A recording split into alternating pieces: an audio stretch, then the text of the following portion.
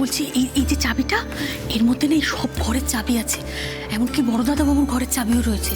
তুমি বলবার পর আমি সব লুকিয়ে রেখেছিলাম আলাদা করে। তাহলে তো সুবিধেই হবে, আমি বাবার ঘর থেকে বাড়ির দলিলটাও পেয়ে যাব। দাঁড়াও, এই ফাইলগুলো, এগুলো দেখি, এগুলো তো অনেক পুরনো ফাইল বলে মনে হচ্ছে।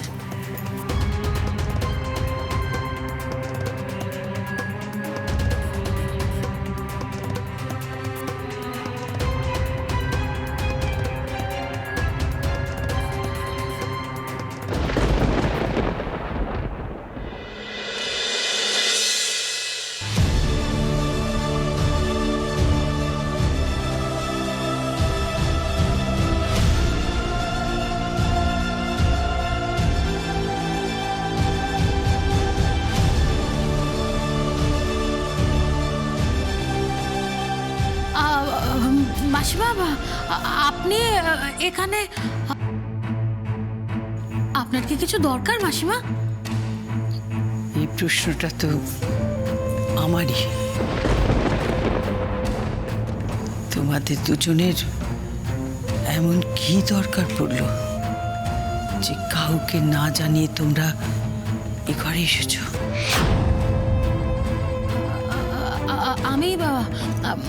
আমি মাসিমা ওকে বললাম, মানে দেখুন এই ঘরটার কি অবস্থা বলুন তো, ধুলো ময়লা পোকা মাকড়ে ভর্তি হয়ে আছে মাসিমা, পরিষ্কার করা হয় না বলুন।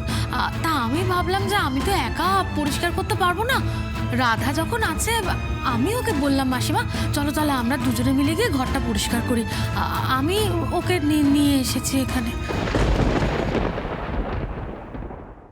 মাসিমা বলছি কি, আপনি না নিচে চলুন মাসিমা, এখানে কি ধুলো ময়লা তো, আপনার আবার টান হবে মাসিমা, কষ্ট পাবেন, আপনি চলুন নিচে চলুন, চলুন মাসিমা। এভাবে দাঁড়িয়ে থাকবেন না মাসিমা, আপনি আপনি আমাকে এইটা দিন, টর্চটা দিন, আমাকে দিন, আপনি নাকে কাপড়টা চাপা দিয়ে নিন। চলুন মাসিমা, আপনাকে এগিয়ে দিয়ে আসি মাসিমা, চলুন। তাহলে যাই বরং। চলুন।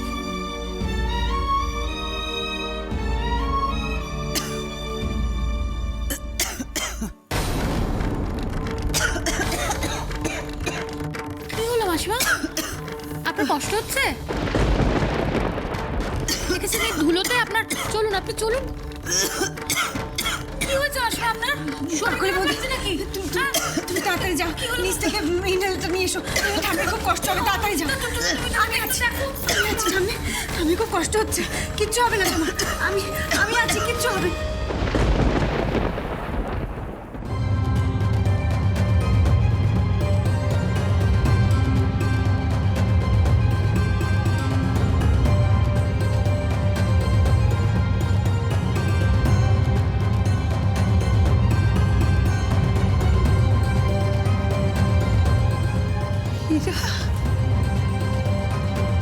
তুই আর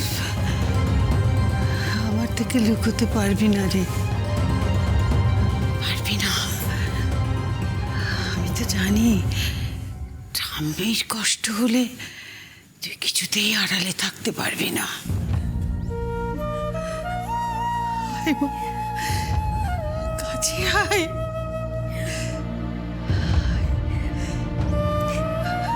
ये आप क्या बोल रही हो दादी जी? कौन हीरा? मैं राधा हूँ। যে ঠাম্মু তোকে কোলে পিঠে করে মানুষ করলো, সে তোকে চিনতে পারবে না রে এরা। হ্যাঁ, মানছি আমার দেরি হলো, সময় লাগলো তোকে চিনতে। আমার এরা আমার চোখের সামনে ঘুরে বেড়াবে আর আমি তাকে চিনতে পারবো না। আয়রা, আয় মা, কাছে আয়, আয়।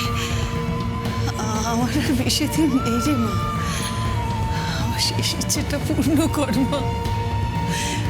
আয় আমার কাছে, আয়রা, কাছে আয়।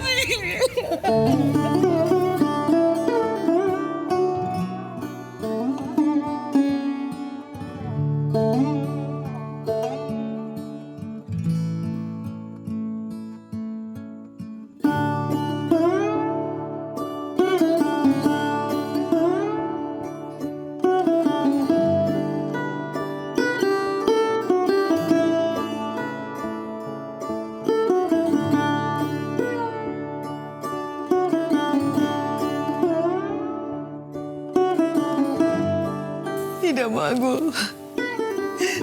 তোকে তো আমার অনেক আগে চেনা উচিত ছিল মা, কেন পারিনি চিনতে? আসলে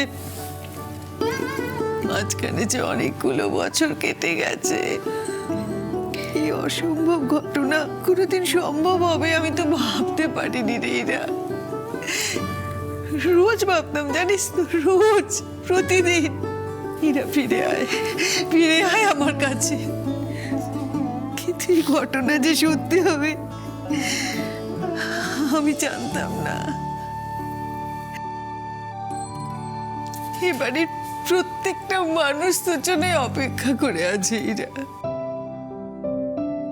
সময় হয়তো চেনা মানুষকেও অচেনা করে দেয়, নাহলে আকাশ তোকে চিনতে পারবে না কেন বল? আমি তো চাইনি ঠাম্মি,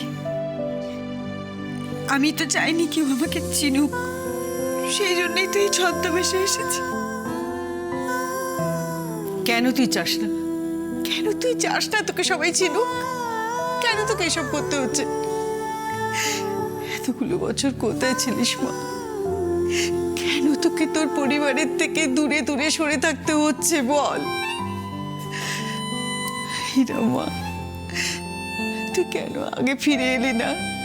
কেন এলি না আমার কাছে? কেন আকাশ আর বাচ্চাটাকে এতগুলো বছর একা একা থাকতে দিলি?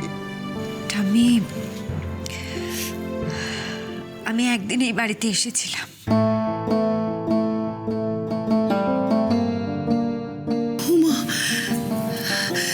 তুমি কি গো মা?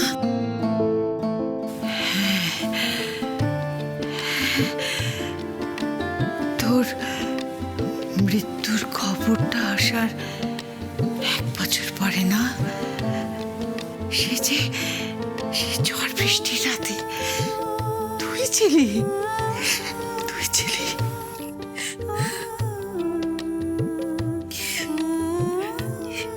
এই বাড়িতে এসে বুঝলাম যে অনেক কিছু পাল্টে গেছে। এই বাড়িতে আমাকে আর কোনো প্রয়োজন নেই।